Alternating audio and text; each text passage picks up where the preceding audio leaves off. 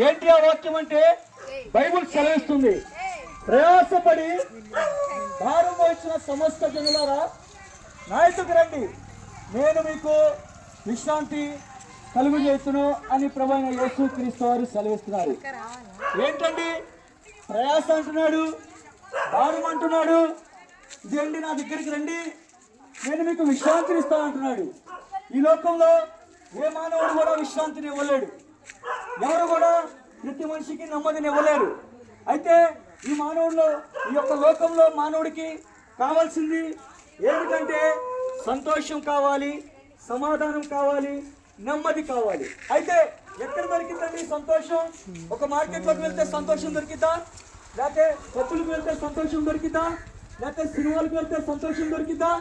ఈ లోకంలో చాలా మంది అనుకుంటారు తాగితే సంతోషం అనుకుంటారు, అన్నపానాలు బట్టి సంతోషం అనుకుంటారు, లేకపోతే ఈ లోక భోగాలను బట్టి సంతోషం, సమాధానం అనుకుంటారు. కానీ నిజమైన సంతోషం ఏమిటంటే, నిజమైన సంతోషం ఏమిటంటే ఈ రక్షకుడు ప్రభువైన యేసుక్రీస్తు వారిని